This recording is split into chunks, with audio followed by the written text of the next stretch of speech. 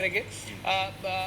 असीम, आप शुरुआत स्वर्ण करना सिंह सर, चाहेंगे? आपका बहुत बहुत स्वागत है हमारे इस खास कार्यक्रम में। कल भी आपसे हमारी बातचीत हो रही थी, लेकिन अब जबकि इस डायलॉग के बाद, इस कार्यक्रम के बाद जोहानिसबर्ग 2 घोषणा पत्र हमारे सामने है, और इस घोषणा पत्र के जारी होने के दौरान प्रधानमंत्री ने बहुत सारी अहम बातें भी कही। जब वो संबोधित कर रहे थे, उन्होंने इस बात का जिक्र किया कि देखिए, हम ब्रिक्स जो कि 5 मेंबर से बना था, पहले 4, फिर 5 और अब 11, तो कम से कम हम इस बात का संकेत दे रहे हैं कि न सिर्फ ब्रिक्स को जैसा हमने विस्तार दिया, इसको एक्सपैंड किया, मल्टीलैटरल फोरम्स और भी जो है, उनका इशारा कहीं ना कहीं यूएनएससी की तरफ था, वर्ल्ड बैंक की तरफ था, आईएमएफ की तरफ था, इनमें भी विस्तार की ज़रूरत है। ये 20वीं सदी के संस्थान बने हैं, 21वीं सदी में इनके विस्तार की, इनमें रिफॉर्म की ज़रूरत है। आपकी प्रतिक्रिया इस पर? असीम, आप देखिए, जितनी परेशानी आज पश्चिमी देशों के मीडिया में नजर आ रही है ब्रिक्स को लेकर, उससे जाहिर है कि उनका जो दबदबा रहा अंतर्राष्ट्रीय संगठनों में, उसमें उनको लगता है कि कुछ चिंता हो सकती है उनको, क्योंकि शुरू से ही ब्रिक्स देशों का उद्देश्य साफ था कि जो बहुत कम विकसित देश हैं या तेजी से बढ़ती हुई आर्थिक व्यवस्थाएं हैं, उनको भी पूरी तरह से अंतर्राष्ट्रीय निर्णयों में हिस्सेदारी का मौका मिलना चाहिए, और ये मौका नहीं मिल पा रहा। तो उसी उद्देश्य से आप देखें कि ब्रिक्स एक सम्मेलन, एक संगठन बना, और आज जितना उत्साह देशों ने दिखाया है, आपने अभी कहा कि 43 देशों ने ये चाहा कि वो किसी तरह से जुड़ जाए ब्रिक्स देशों के साथ जी। और आज की बड़ी खबर है एक तरह से कि 6 देशों को सदस्यता देने का ये सर्वसम्मति से निर्णय हुआ है जोहानिसबर्ग के शिखर सम्मेलन में। और यही नहीं, एक 93 या 94 पैराग्राफ्स का एक बहुत ही विस्तृत जोहानिसबर्ग डिक्लेरेशन जारी घोषणा पत्र जारी किया गया है। तो जबकि पश्चिमी देशों का मीडिया कह रहा है कि बहुत सी आपस में तनाव है इन देशों का, जुड़ नहीं पाएंगे वगैरह वगैरह, जी, उन सब चीजों के चलते कितनी चीजों पर इनकी सर्वसम्मति बनी हुई है, और ये नए देश इनके साथ जुड़ते जा रहे हैं। और 6 देशों का जोड़ने का मतलब है कि जो बाकी देश भी चाहते हैं जुड़ना, उनकी उम्मीद बनती है कि ऐसा नहीं कि सदस्यता बंद पड़ी है, सदस्यता खुल चुकी है और सदस्यों को जोड़ा जाएगा इसमें। ऐसा माना जाता है कि यदि आप उन सभी 43 देशों को मान ले कि वो एकजुट हो जाएं, तो 85% दुनिया की जनसंख्या उसमें आ जाती है। तो ये जो ब्रिक्स का एक तरह से बढ़ती हुई मान्यता है, जो बदलती हुई छवि जो ब्रिक्स शिखर सम्मेलन की है, जाहिर है कि पश्चिमी देशों को चिंता का विषय है। और ठीक उसी परिप्रेक्ष्य में भारत के प्रधानमंत्री इशारा करते हैं कि सुधर जाओ। मतलब ये कहने का कि जो संगठन है, आपकी यदि ये इच्छा है कि आप बिल्कुल कामयाब रहे और आपकी लेजिटिमेसी बनी रहे, आपका प्रभाव बना रहे, तो सुधार लाने की आवश्यकता आज है। स्वर्ण सिंह सर, मेरा सवाल आप ही के सवाल को आगे बढ़ाते हुए, कि जब ब्रिक्स में ये 5 देश पहले अभी हैं, जिसमें कि रूस भी है, चीन भी है, ब्रिक्स में यही 2 देश हैं जो कि यूएनएससी के भी मेंबर हैं। ऐसे में ब्रिक्स में जब हैं तो ये एक्सपेंड कर रहे हैं, ये नए मेंबर्स का स्वागत कर रहे हैं। हमने देखा 6 नए मेंबर्स जुड़े हैं। लेकिन जब यूएनएससी के एक्सपेंशन की बात आती है, विस्तार की बात आती है, तो ये जो देश हैं वो कहीं ना कहीं वीटो पावर का इस्तेमाल कर देते हैं। ये मैं समझ नहीं पा रहा हूँ कि ये किस तरह का कॉन्ट्रडिक्शन है। बहुत ही अच्छा प्रश्न आपने उठाया है। आप यदि ध्यान से घोषणा पत्र को पढ़ें, तो चीन की, रूस तो पहले से ही बहुत बार कह चुका है कि वो चाहता है कि भारत को मिलना चाहिए, एक स्थायी सदस्यता मिलनी चाहिए, पर चीन हमेशा से थोड़ा अंकुश उसकी बातचीत में रहता था। बहुत ही बड़े तौर पर विस्तृत तरीके से कहता था कि भारत को हिस्सेदारी वगैरह मिलनी चाहिए। तो यहाँ भी मुझे लगता है भाषा में हल्का सा बदलाव आपको नजर आएगा जी। और ब्रिक्स सम्मेलन में जब जुड़कर बात होती है, तो उसमें आप याद रखें, ब्राजील और भारत लगातार इस कोशिश में रहे हैं, और एक समय में पूरा अभियान जारी हुआ था 4 देशों का, जिनमें ब्राजील और भारत 2 देश थे, कि इनको स्थायी सदस्यता मिलनी चाहिए। पर एक छोटी सी बात मैं हमेशा इस मुद्दे पर जोड़ देता हूँ, भारत की छवि जिस तरह से बदली है, मुझे लगता है पिछले कुछ दशकों में, खासकर इस दशक में जी, वो चाहे सुरक्षा परिषद का स्थायी सदस्य तो हो ना हो, उसकी जो मान्यता बढ़ी है वो साफ जाहिर है कि दुनिया में बहुत से देश आज भारत के साथ जुड़ना चाहते हैं और मुझे लगता है कि वो ज्यादा अच्छी एक तरह से वो संकेत है भारत की बढ़ती हुई मान्यता का। और यदि आज सुरक्षा परिषद में भारत नहीं है तो ये शायद सुरक्षा परिषद की मान्यता पर सवाल उठाता है, जी, ना जी, कि जी। भारत की सदस्यता पर। जी बिल्कुल। प्रोफेसर सिंह, जिस तरह से आपने जोहानिसबर्ग घोषणा पत्र की बात की, तो कुछ जो इसके पॉइंट्स हैं वो हम इसी लाइन पर बताने की कोशिश करते हैं। उसके बाद सवाल दरअसल उसी से निकला हुआ है, या ये कहिए कि जो बात आप कह रहे हैं उसी का विस्तार है कि अधिक लोकतांत्रिक सुरक्षा परिषद सहित संयुक्त राष्ट्र के व्यापक सुधार का समर्थन करते हैं और परिषद की सदस्यता में विकासशील देशों का प्रतिनिधित्व बढ़ाया जाए, और साथ ही साथ ब्राजील, भारत और दक्षिण अफ्रीका सहित अफ्रीका, एशिया और लैटिन अमेरिका के उभरते हुए विकासशील देशों की सुरक्षा परिषद में भूमिका बढ़नी चाहिए। ये जो घोषणा पत्र है वो ये कहता है। तो जब हम बात करते हैं कि चीन बार बार जो कहीं ना कहीं एक अड़ंगा लगाता रहा था, या ये कहा जाए कि उसका रुख साथ में नहीं था, कम से कम इस घोषणा पत्र में वो ऐसा करने में शायद सफल नहीं रहा, अगर हम सीधे तौर पर इसको रखें सवाल ऐसा। तो वही आपने बहुत अच्छे तरीके से कहा कि जो एक बहुराष्ट्रीय संगठन में बैठकर बात कही जाती है उसमें केवल एक देश का मत नहीं होता, उसमें सभी देशों का मत होता है। जी। और चूंकि ब्राजील, भारत तो लगातार इसमें अभियान जारी कर चुके हैं कई सालों से, जी। तो उनका तो एक मत है ही, वो दोनों चाहते हैं कि एक दूसरे का समर्थन करें कि वो स्थायी सदस्य बनने चाहिए सुरक्षा परिषद में। और रूस की भी पूरी तरह से सहमति रहती है। तो बात केवल चीन पर आती है, तो मुझे लगता है कि इस माहौल में, बहुराष्ट्रीय संगठन के माहौल में चीन के रुझान में भी हल्का सा फर्क देखा जा सकता है कि वो एक, हालांकि मोटे तौर पर ब्रॉड एक बात करते हैं उसमें, पर फिर भी थोड़ा सा रुझान में फर्क जरूर नजर आता है। जैसे वो पहले हमेशा से कहते हैं कि अंतर्राष्ट्रीय संगठनों में भारत की हिस्सेदारी बढ़नी चाहिए, जी। वो सुरक्षा परिषद की सदस्यता की बात नहीं करते, पर यहाँ बात संयुक्त राष्ट्र संघ में बदलाव लाने की और वहां पर हिस्सेदारी बढ़ाने की बात हो रही है। जी। तो आने वाले समय में आप देखेंगे कि बहुत से लोग इसका विश्लेषण करेंगे कि भाषा में किस तरह से परिवर्तन आया है और उसके क्या संकेत हैं। और एक छोटी सी बात इसमें यह भी जरूरी है, जी। पहली बार चीन के राष्ट्रपति ने अपने भाषण में जब तेजी से ब्रिक्स का विस्तार करने की बात कही, तो उन्होंने विकास के साथ सुरक्षा का भी मामला जोड़ा कि आज ब्रिक्स को सुरक्षा के मामलों में भी अपनी जिम्मेदारी का एहसास होना चाहिए और उसको योगदान देना चाहिए। तो सुरक्षा परिषद एक तरह से उससे जुड़ जाती है। तो मुझे लगता है कि ये इसमें जरूरी हो जाता है कि जो भाषा में थोड़ा सा फर्क आया है उसको समझा जाए, और क्या वो सचमुच चीन की तरफ से संकेत है या ऐसे माहौल में चीन को इस बात को मानना पड़ा।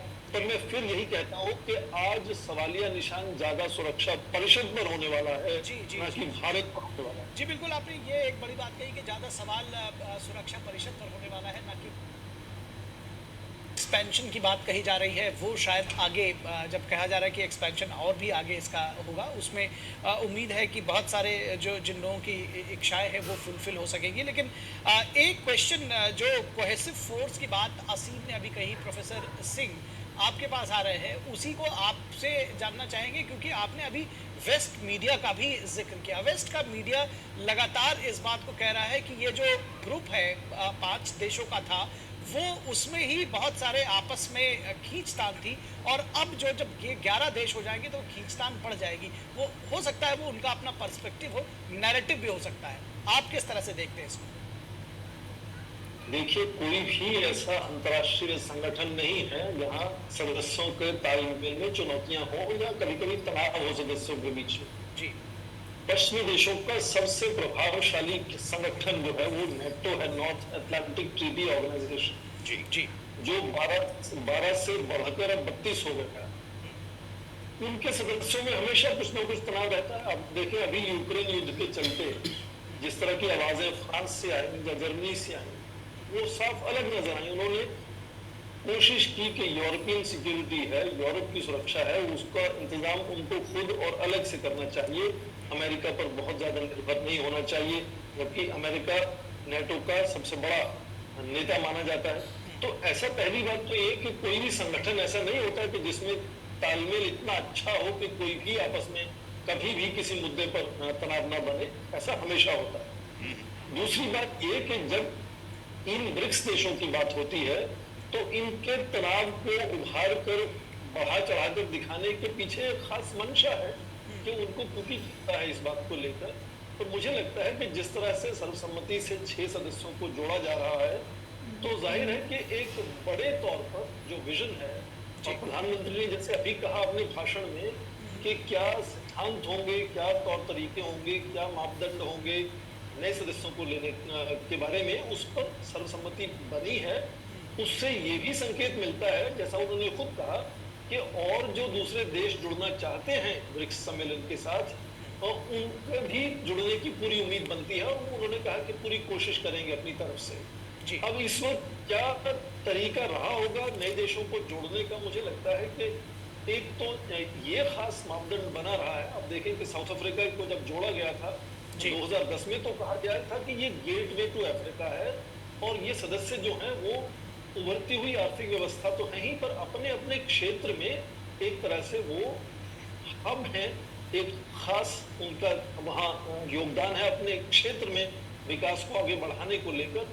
तो आप देखें कि ये सदस्य जिस तरह से चुने गए हैं, अर्जेंटीना से, सऊदी अरेबिया से, ईरान से, इथियोपिया से, तो ये जो चुनाव है देशों का, आप देखें कि वो अलग अलग क्षेत्रों में से एक एक देश को चुना गया है। हाँ, ये मान सकते हैं, उदाहरण जैसे अभी बात हुई कि इंडोनेशिया को नहीं जोड़ा गया, तो जाहिर है कि किसी भी एक नाम पर यदि किसी भी देश को कुछ एक तरह से लगा कि इसको अभी नहीं जोड़ना चाहिए, तो हो सकता है कि सर्वसम्मति उस नाम पर नहीं बन पाई। तो उसका ये मतलब नहीं कि बाकी देशों को उससे जुड़ने की इच्छा नहीं थी, और जैसा कहा गया कि आने वाले वर्षों में ये काम लगातार होता रहेगा, और ये सदस्यता अब खुल गई है, तो जाहिर है कि दूसरे देश भी जो चाहते हैं कि सदस्य बने वो जुड़ पाएंगे। या हो सकता है नए नए तरीके अपनाए जाएं, मान लीजिए उनको ऑब्जर्वर की तरह से जोड़ा जाता है, या स्पेशल इन्वाइटी की तरह से जोड़ा जाता है, उसको डायलॉग पार्टनर के तरीके से जोड़ा जाता है, तो ये सब भी देखा जा सकता है।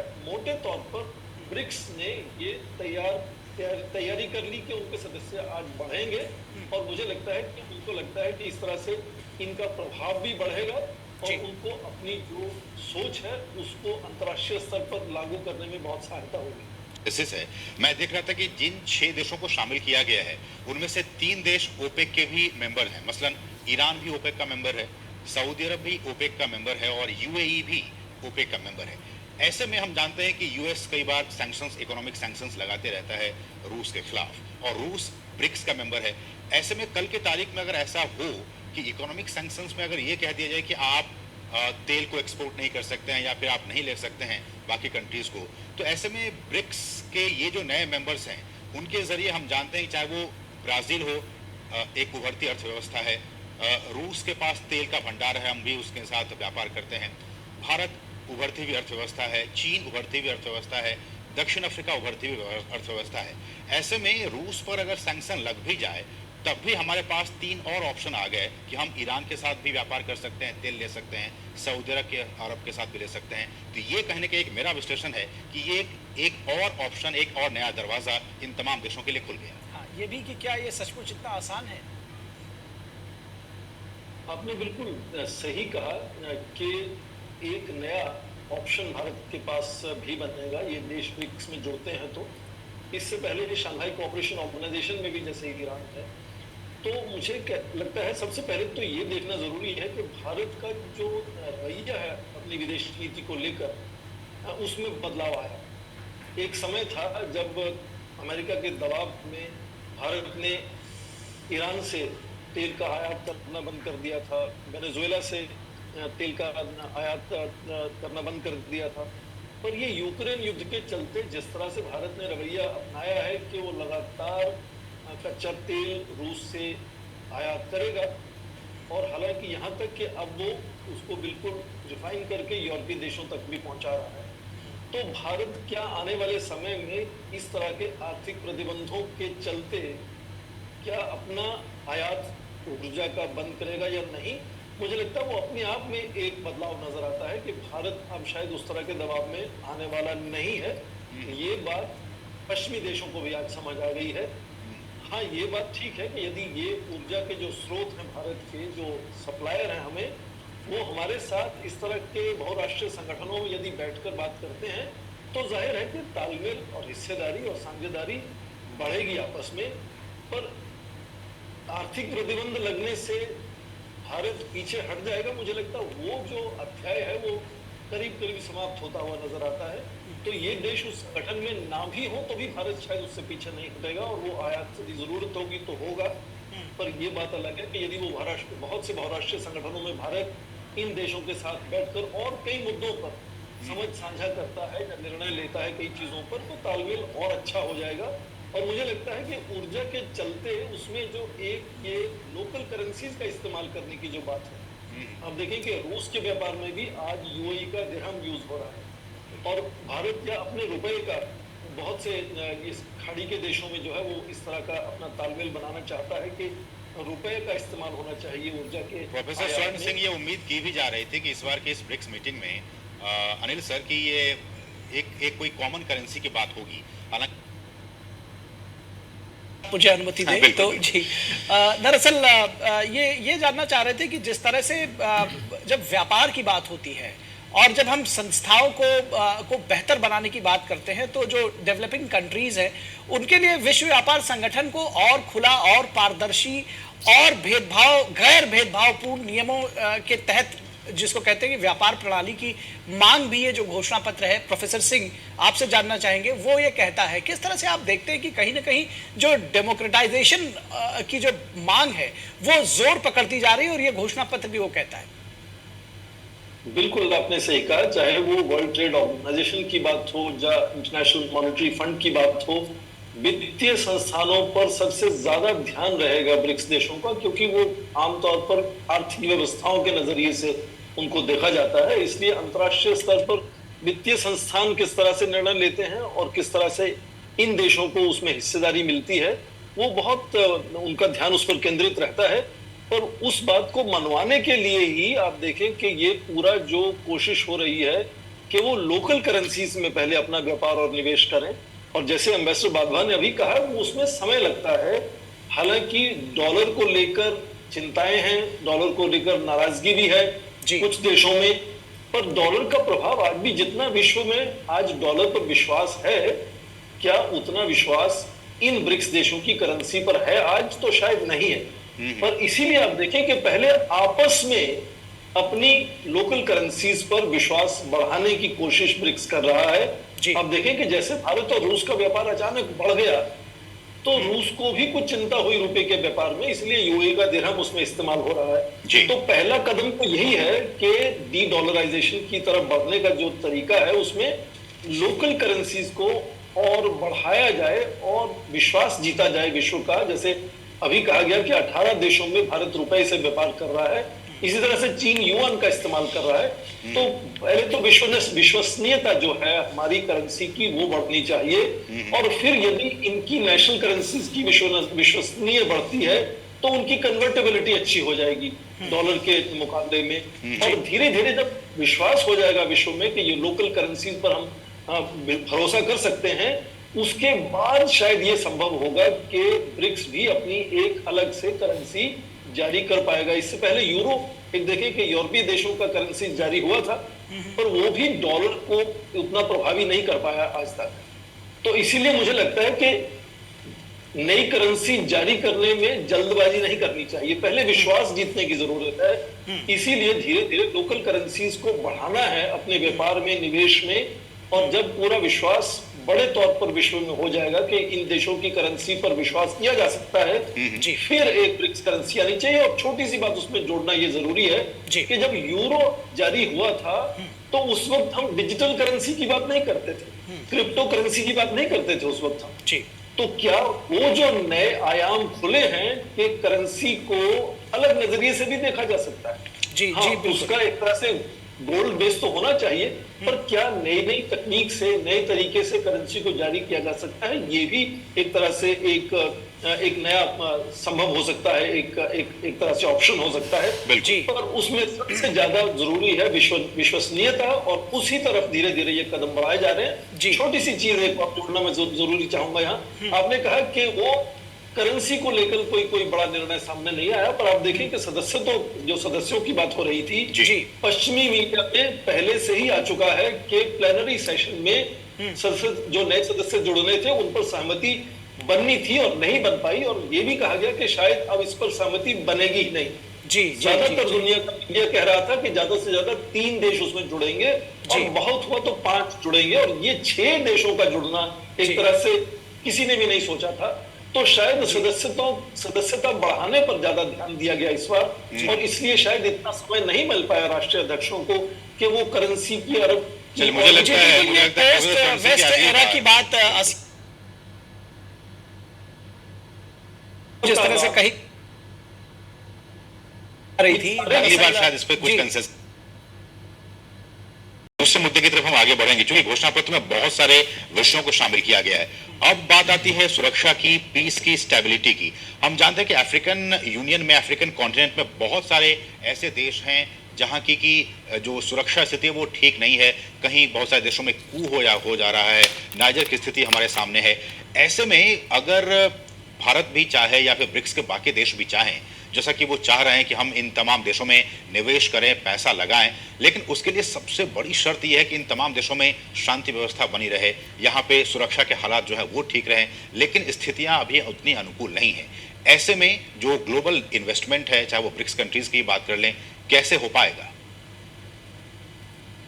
मुझे लगता है कि ये समझना जरूरी है कि क्या विकास की वजह से अस्थिरता है या विकास के ना होने की वजह से अस्थिरता है।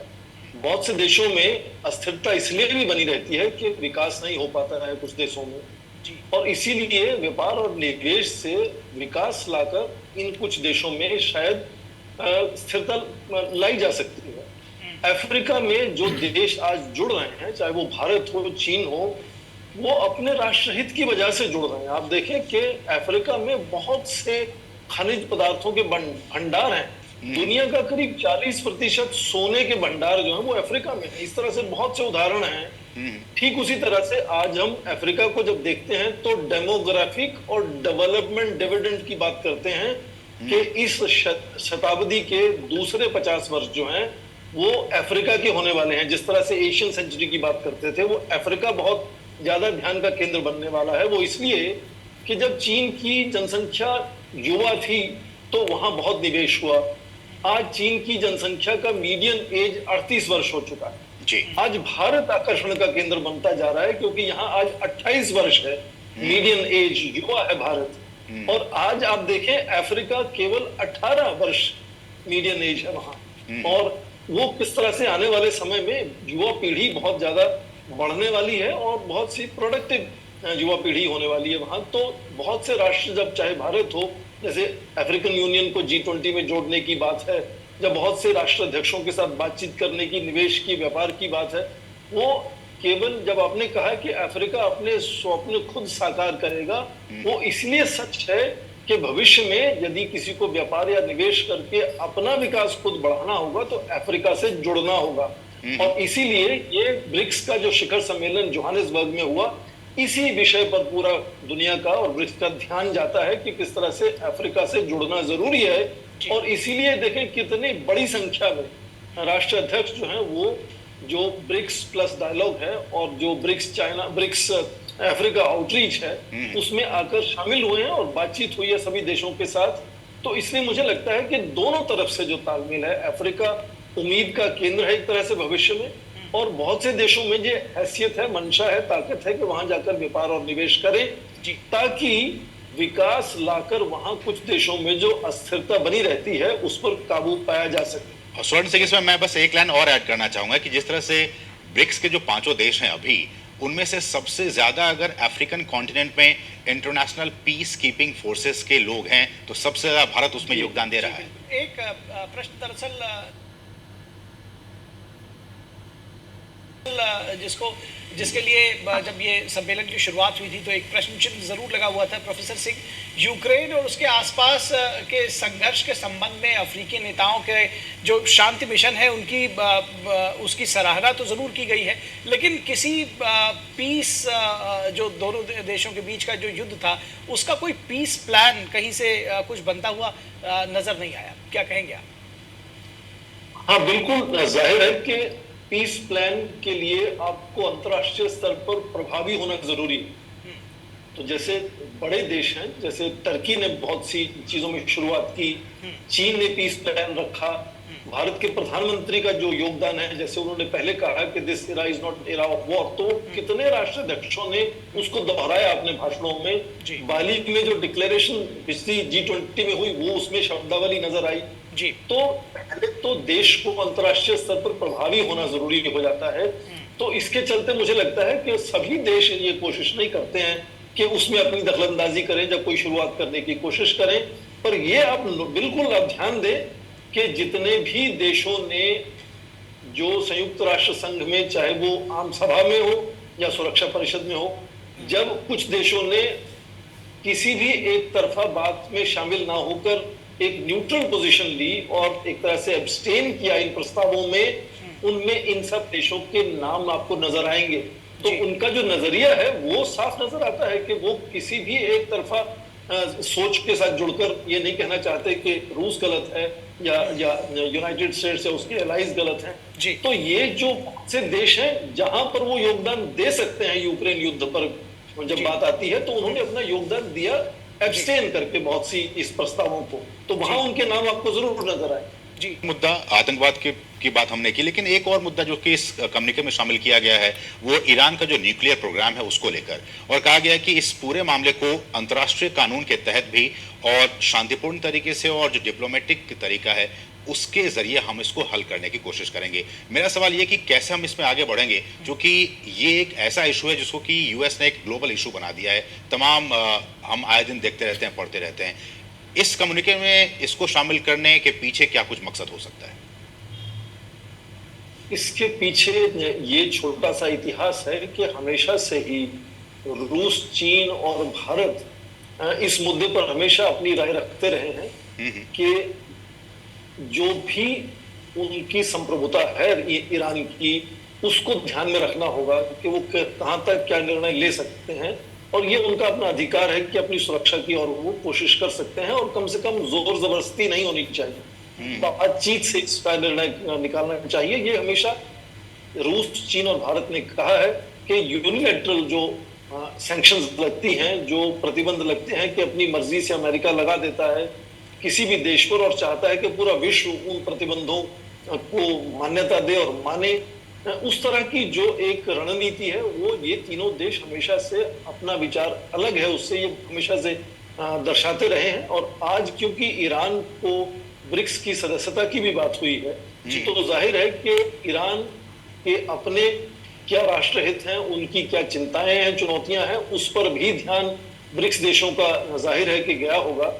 यहाँ तक कि अमेरिका भी जो है वो एक कदम पीछे हटने की कोशिश कर रहा है। जहाँ राष्ट्रपति डोनाल्ड ट्रंप ने अपने आप को हटा लिया था जो न्यूक्लियर डील हुई थी ईरान के साथ, अब प्रेसिडेंट बाइडेन उससे बीच में जुड़ने की कोशिश कर रहे थे, हालांकि उसमें तालमेल नहीं बन पाया, नेगोशिएशंस चल रही थी यूरोपीय देशों के साथ, वो नहीं हो पाया, पर कम से कम इवन अमेरिका भी उससे थोड़ा सा हटकर हल्का फुल्का तालमेल बनाना चाहता है, क्योंकि जितना ईरान को अलग थलग कर देंगे उतना ही वो अपने आप को असुरक्षित महसूस करेगा, और जाहिर है कि वो जो अंदरूनी आवाजें हैं कि परमाणु अस्त्र बनने चाहिए वो और बढ़ेगी। तो ये छोटा सा जो इतिहास इसके पीछे है वही वजह है कि ये भी एक मुद्दा बना जो घोषणा पत्र में लिखा गया, और इसमें घोषणा पत्र में जितनी भी चीजें आती हैं उसमें भी हर एक देश का अपना अपना प्रभाव नजर आता है। तो जैसे आतंकवाद में जो आपने शब्दावली देखी वो भारत के बढ़ते हुए प्रभाव का एक नतीजा है कि भारत ये बात मनवा पाया कि जो दोहरे मापदंड हैं ये नहीं अपनाए जाने चाहिए, इस पर यहाँ ध्यान होना चाहिए, ये घोषणा पत्र में ये चीज शामिल होनी चाहिए, या सभी ब्रिक्स देशों को मिलकर बिल्कुल संकुच नहीं होना चाहिए, कोई पीछे नहीं हटना चाहिए आतंक को लेकर क्रिटिसाइज करने में या कोशिश करने को किस तरह से इसको सुलझाया जाए। ये सब जो शब्दावली बढ़ती हुई बदलती हुई नजर आती है, इसके पीछे भारत का एक तरह से इंप्रेशन है, उसका फुटप्रिंट, हमारा इम्प्रिंट है उसमें, क्योंकि हमेशा से भारत के प्रधानमंत्री इस मुद्दे को किसी भी विदेशी यात्रा में जाते हैं तो हमेशा इसको उजागर करते हैं, उठाते हैं कि ये राष्ट्र का नहीं, ये अंतर्राष्ट्रीय स्तर पर मुद्दा है।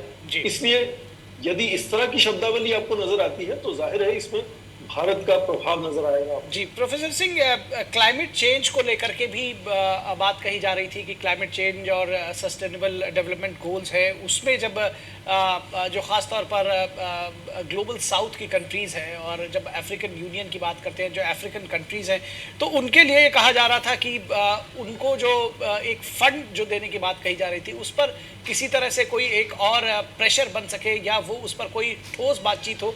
बहरहाल ये जो घोषणा पत्र कहता है कि 28वें कॉप सम्मेलन जो है उसमें उसके सभी परिणामों के लिए मिलकर काम करने की आवश्यकता पर बल दिया गया है, लेकिन जो फाइनेंसिंग रही है वो पार्ट शायद उस पर कोशिश की बात जरूर कही गई है, लेकिन उस पर कोई ठोस बात नहीं आ सकी है।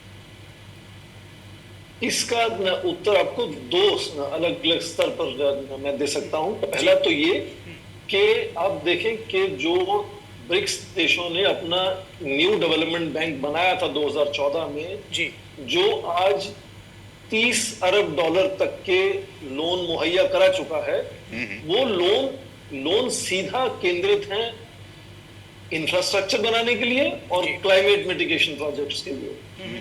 तो एक तो सीधा योगदान है ये ब्रिक्स देशों का कि जिन जिन देशों में ये खुद सहायता दे सकते हैं इंफ्रास्ट्रक्चर बनाने की और क्लाइमेट चेंज से जो राहत है उसकी तरह से कोई परियोजनाएं हैं, उनको बढ़ाने के लिए सहायता दे चुके हैं। 30 अरब डॉलर उसमें जा चुका है जी।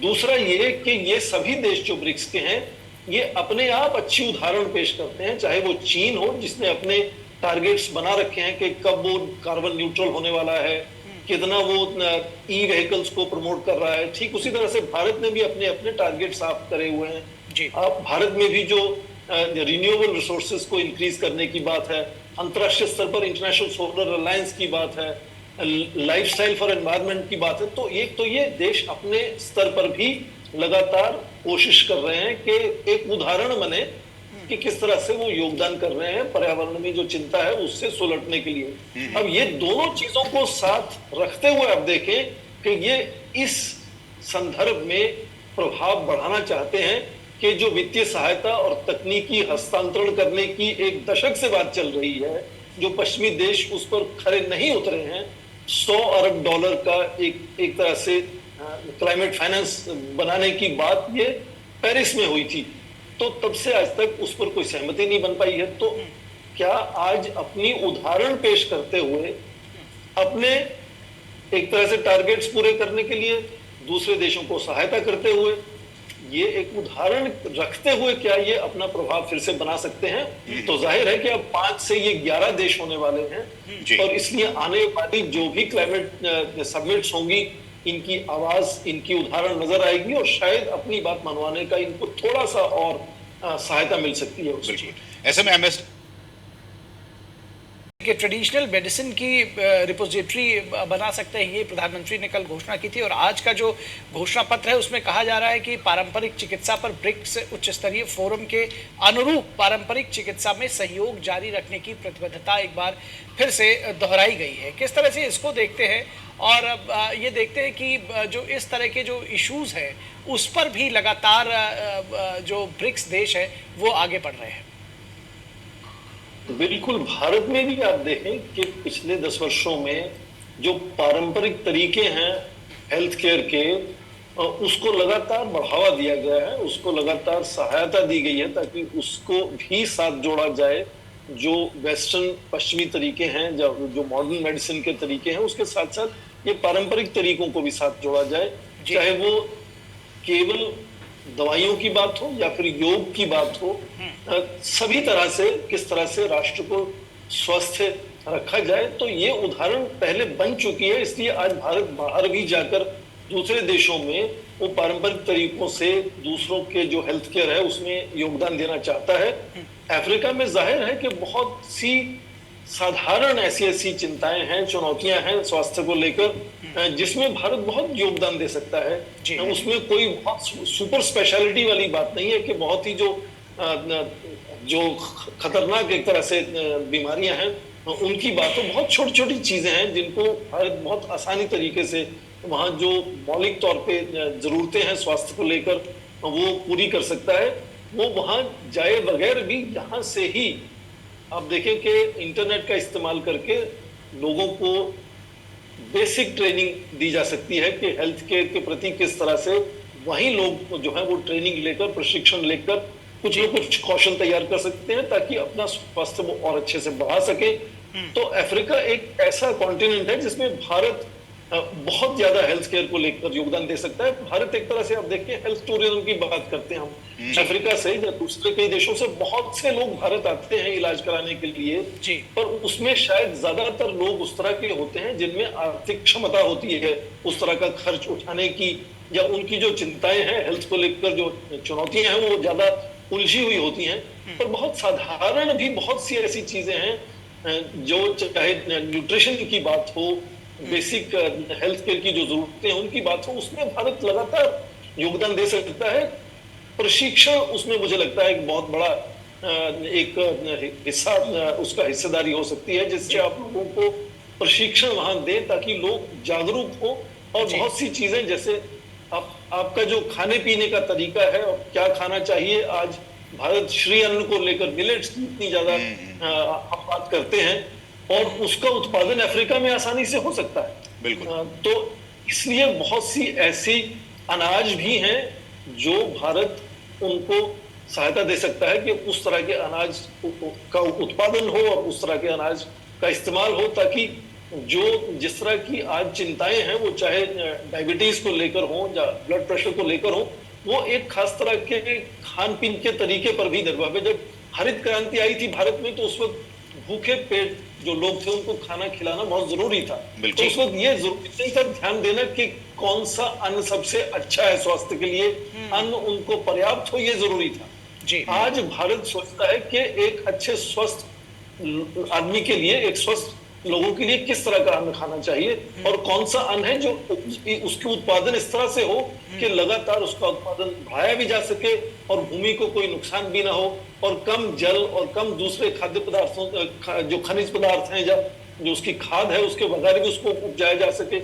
इसीलिए श्री अन्न की बात होती है, इसीलिए योग की बात होती है। तो ये जो पारंपरिक तरीके हैं भारत के, हरित क्रांति से पहले भारत में ज्यादातर लोग मिलेट्स ही खाते थे।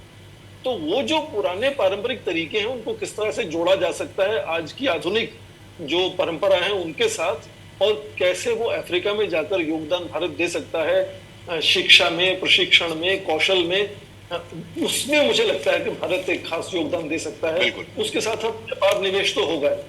जब बात ये कह रहा है कि लगातार हम अभी नहीं बीते कई वर्षों से अफ्रीकन कॉन्टिनेंट में जो देश हैं उनकी कैपेसिटी बिल्डिंग में लगातार हम अपना योगदान दे रहे हैं, ऐसे में कैपेसिटी बिल्डिंग के साथ साथ कौशल प्रशिक्षण देना, ये तमाम चीजें वहां के युवाओं के लिए जो अवसर है वो किस तरह का प्रदान करते हैं, उन्हें कितना मजबूत बनाते हैं? भारत की जो नीति रही है किस तरह से दूसरे देशों में जाकर विकास में सहायता कर सकेगा भारत, वो 50 के दशक से ही शुरू हो गई थी। एक international technical cooperation programme, economic cooperation programme शुरू हुआ था इन आईटेक। उसमें जो रुझान था, जो दृष्टिकोण था भारत का, वो यही था हमेशा से कि दूसरों को किस तरह से तैयार किया जाए कि उनके पास खुद ये कौशल हो कि अपना विकास वो खुद कर सके, बजाय कि वहां जाकर हम उनको विकास दे दें बनाकर। तो भारत ने कोई बड़ी परियोजनाएं बनाकर तैयार करने के अलावा लोगों को प्रशिक्षण देने में मुझे लगता है कि ज्यादा ध्यान दिया शुरू से ही। और वही बात आज भी बिल्कुल उसी तरह से लागू होती है कि वहां के जो युवा हैं वो चाहे भारत आकर प्रशिक्षण लें, हमारे विश्वविद्यालयों में आकर पढ़ाई करें, या भारत के लोग वहां जाकर आप देखें कि बहुत से अफ्रीका के विश्वविद्यालयों में भारतीय मूल के लोग और कुछ भारतीय लोग वहां जाकर जो है वो पढ़ाते हैं, प्रशिक्षण देते हैं। तो ये जो शिक्षा का और प्रशिक्षण का और कौशल प्रदान करने का भारत का योगदान है वो अफ्रीका में बहुत अलग रहा है और उसका जो तालमेल है वो भी अलग है। आप देखें कि गांधी के वहां होने से भारतीय मूल के नागरिकों की सोच जो भारत के प्रति है, जब वहां के लोगों की सोच भारत और भारतीय मूल के लोगों के प्रति है, वो बहुत अलग हो जाती है। और वो ये जो हमारा एडवांटेज है, ये दूसरे देश जो आज निवेश कर रहे हैं अफ्रीका में जाकर, उनका ये एडवांटेज नहीं है।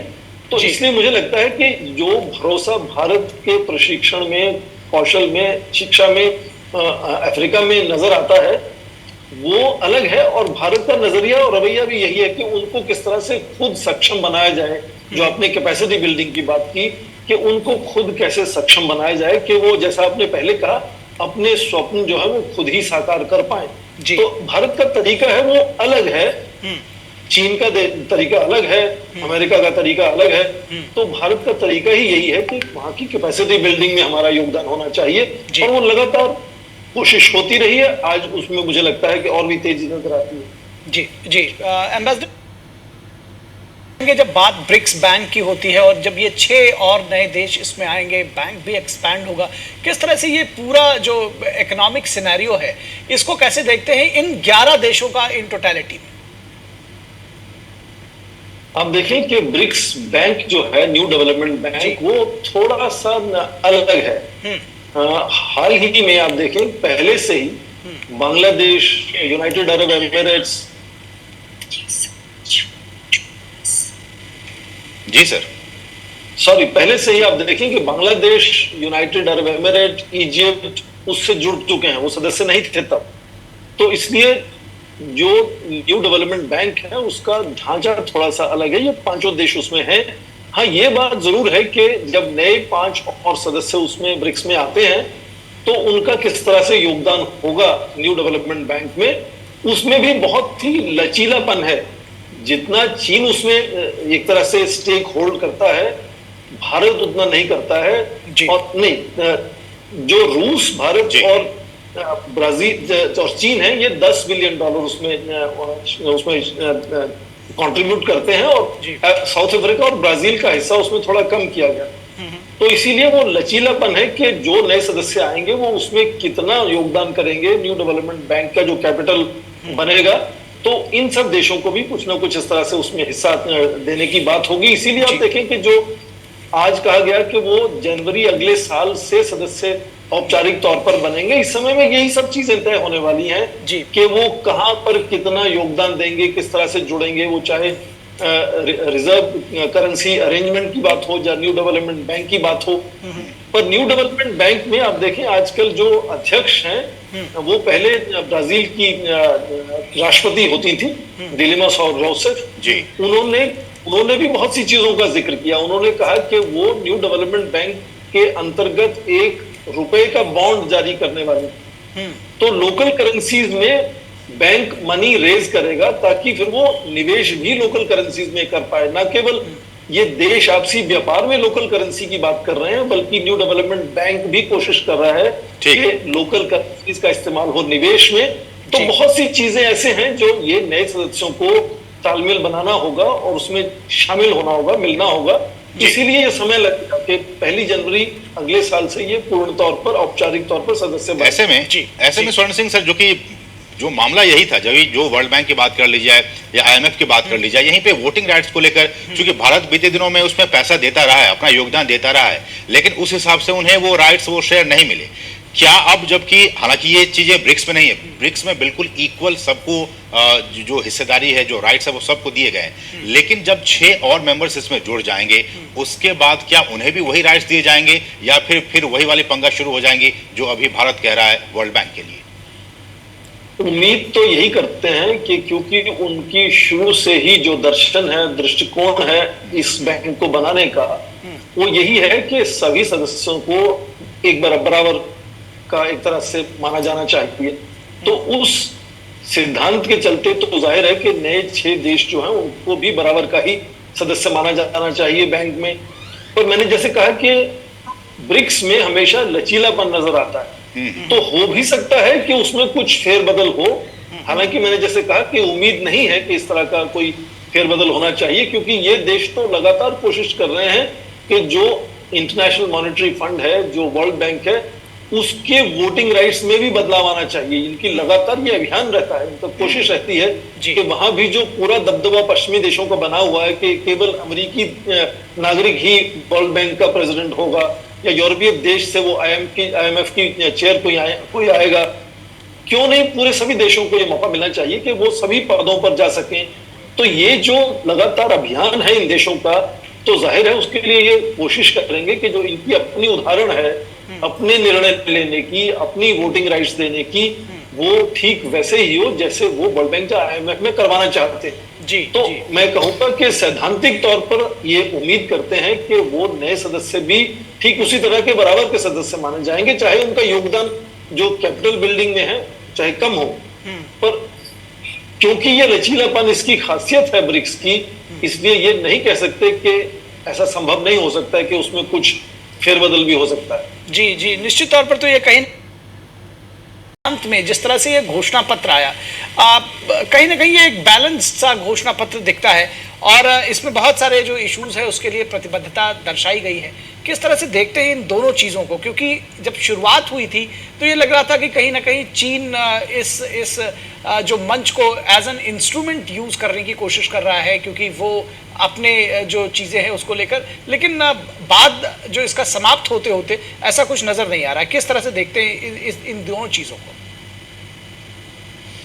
जब सबसे पहली जो बिजनेस फोरम की मीटिंग में जहां राष्ट्रपति शी जिनपिंग को आना था वो नहीं आए जी, तो उससे कुछ इस तरह की अटकलें लगाई गई कि क्या तालमेल में कमी है, उनके स्वास्थ्य को लेकर भी बात हुई।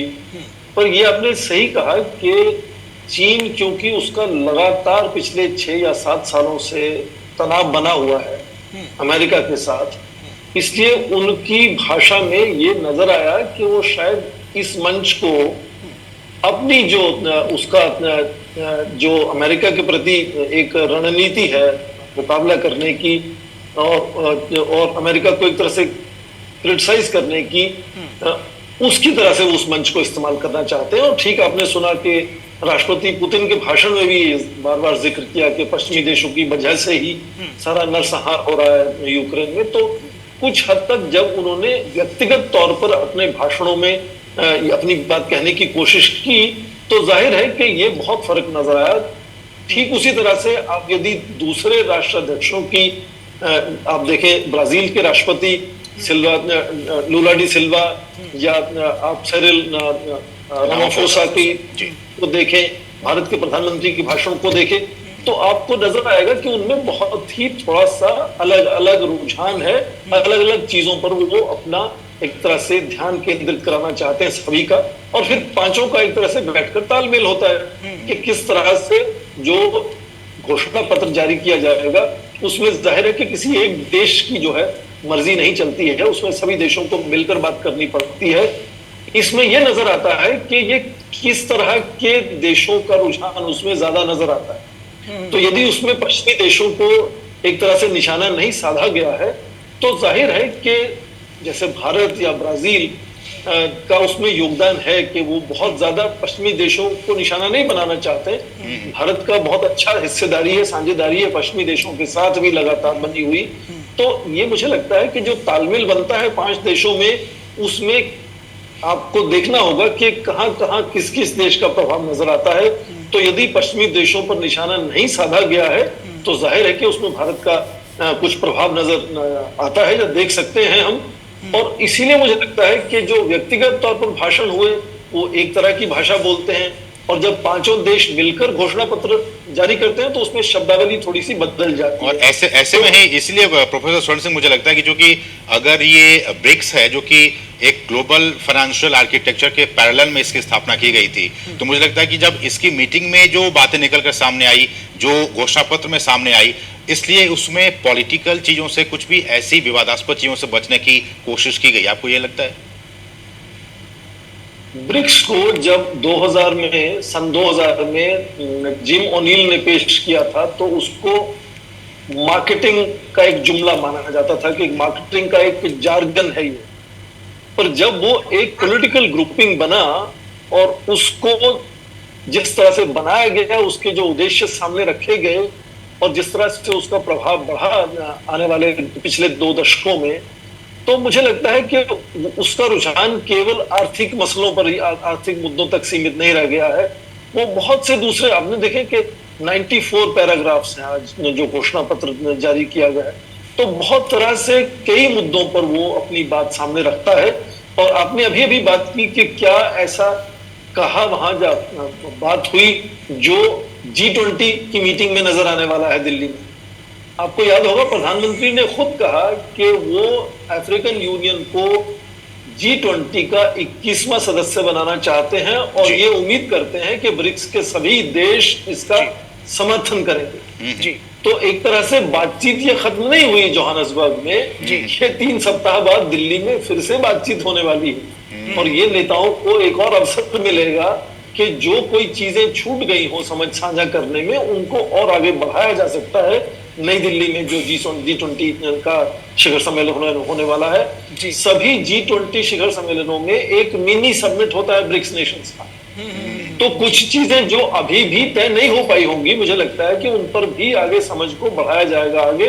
तो ये तालमेल लगातार बन रहा है और बहुत से मुद्दों पर बन रहा है जी। तो इसीलिए मुझे लगता है कि कुछ विशेषज्ञ ये भी मानते हैं कि ये ब्रिक्स जो शिखर सम्मेलन है, जो ब्रिक्स संगठन है, ये केवल आर्थिक मुद्दों तक आज सीमित नहीं है। ये एक तरह से इनोवेटिव और अल्टरनेटिव ढांचा है कि अंतरराष्ट्रीय स्तर पर निर्णय किस तरह से होने चाहिए, सदस्यों का तालमेल आपस में कैसा होना चाहिए, उसका एक उदाहरण पेश करता है। जी तो उस नजरिए से इसका प्रभाव आप देखें कि बहुत अलग हो जाता है। जी, इसीलिए जब कहा जा रहा है कि ये कहीं ना कहीं अंत की तरफ बढ़ रहे हैं, प्रोफेसर सिंह आपसे चाहेंगे कि अगर आप समअप करें इस बात को कि किस तरह से ये जो 15वां ब्रिक्स सम्मेलन है, किस तरह से इसको देखते हैं, क्या टेक अवेज हैं इससे इन ब्रिक्स देशों के लिए, दुनिया के लिए? मुझे लगता है जो हम सभी लोग एक बात जो याद रखेंगे वो ये कि जब भारत के प्रधानमंत्री ब्रिक्स शिखर सम्मेलन में जोहानसबर्ग में थे, तभी चंद्रयान 3 सुरक्षित और अच्छे तरीके से दक्षिण ध्रुव में चांद पर उतरा था। तो एक तरह से ये मुझे लगता है एक ऐसी चीज है जो हम शायद बहुत देर तक याद रखेंगे इसको। और उसी के चलते आप देखें कि वहां के मेजबान देश के राष्ट्रपति ने कहा कि ये भारत की तो उपलब्धि है ही, ये पूरे ब्रिक्स परिवार की उपलब्धि है। भारत ने कहा कि इस तरह से एक स्पेस रिसर्च का कंसोर्टियम बनना चाहिए। तो ये जो नई चीजें जुड़ गई, जो पहले से ऐसे सोचा नहीं था कि जुड़ेंगी इसमें, वो मुझे लगता है कि भारत की छवि को थोड़ा सा और प्रभावी बनाती हैं ऐसे इस तरह के बहुराष्ट्रीय संगठन में। तो हालांकि और कई ठोस मुद्दों पर बात हुई और उसमें सबसे बड़ी खबर जाहिर है कि जो बहुत लोग उम्मीद नहीं कर पा रहे थे, 6 नए सदस्यों को जोड़ा जा रहा है। ये बात भी बहुत खास है इससे कि इससे केवल 6 ही देश नहीं, आपने सुना होगा कि भारत के प्रधानमंत्री ने अपने भाषण में कहा कि दूसरे देशों को भी लगातार अपने साथ जो चाहते हैं कि ब्रिक्स देशों के साथ जुड़े, उनको जोड़ने पर लगातार कोशिश होती रहेगी और उनको भी जोड़ा जाएगा। तो उनके लिए भी एक बहुत अच्छा संदेश जाता है इस बात को लेकर। तो इस तरह से टेक अवेज तो बहुत टेक अवेज हैं, पर ये याद रखना होगा कि कोई भी संगठन जादू की छड़ी लेकर नहीं बैठा हुआ। बिल्कुल। आप सबसे बड़ा जो अंतर्राष्ट्रीय संगठन है संयुक्त राष्ट्र को देख लें, आप सोचे तो कोई एक युद्ध सुलझाया है क्या उसने आज तक? जबकि उसको बनाया इसीलिए गया था कि वो मानवता को युद्ध से बचा सके।